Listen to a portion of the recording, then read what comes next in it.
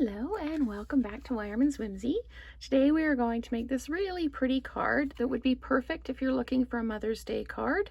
I'm using the two-tone Flora with the go-to greetings, and I've used the stripes from the Stripes and Splatters embossing folder set.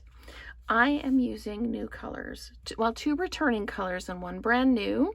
I'm using the Berry Burst for the card base, for the dark centers or the highlights in the flowers, and then I'm using Bubble Bath, which is a new color, for the main body of the flowers. It is a really beautiful pink. I think that the pink on the container hasn't done it a lot of justice. It's much of a more gray pink, but it is just gorgeous. So if you're looking at that thinking, I don't want that bright a pink, it's definitely more of a gray based pink, and it's very pretty. So the Lost Lagoon, I haven't actually had the Lost Lagoon before, or the Berry Burst. I think they might have been just before I became a demonstrator, but beautiful colors. So what I've done is I stamped out the Just a Note from the go-to greetings, and I cut it out with one of the stylish shape dies. And then I did the two-tone stamping with the Berry Burst and the Bubble Bath. And then I cut everything out with the two-tone dies. I am just going to demo how I use the dies, or how I use the flowers. With this, there's the two different stamps. There's the detail inside, and then there's the background stamp. I find it much easier to stamp the darker one first. So I stamp the darker one down. And then I can use the dark pieces as registration marks to put in my lighter color, the full background color. And this one has got the little stamens in the middle, and you can line the stamens up and your dark edges and give it a good press down, and you get a really good crisp image. Like I say, I struggle if I do the lighter one first to line up the darker one afterwards, so I tend to do the darker one first. So just wanted to do a little bit of a demo on that. So let's build the card. I'll bring this back in over here, so that maybe I'll just put it over here so you can see what we're doing. So I've already done the embossing. Now this is a 3.5 inch folder.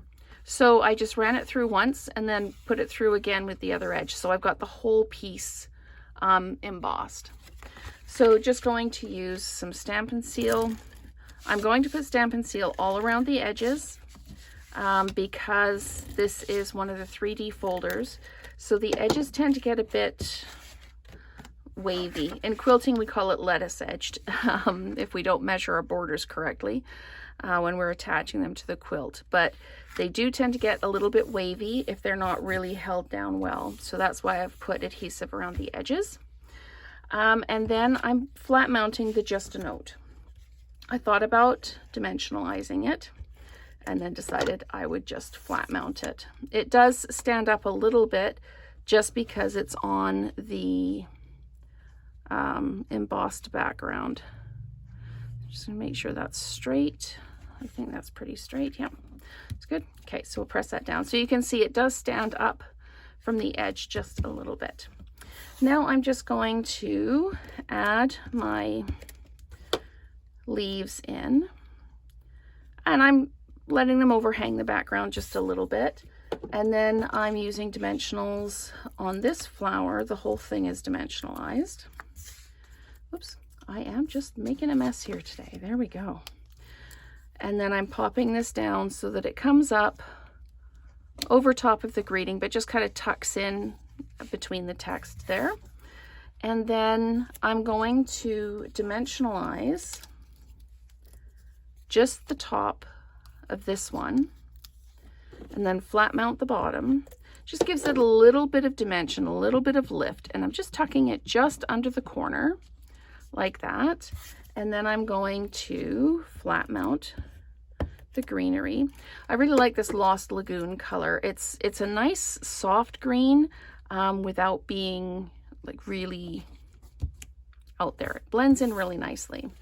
And then this flower, I just flat mounted it like that and then tucked the leaves in underneath. The nice thing with the Stampin' Seal is you can kind of pick it up a little bit and rearrange if you need to. I'm just going to tuck that in and have it come out like that. There we go. So that is the base of the card, and then I have these really lovely 2023, 2025 in color dots.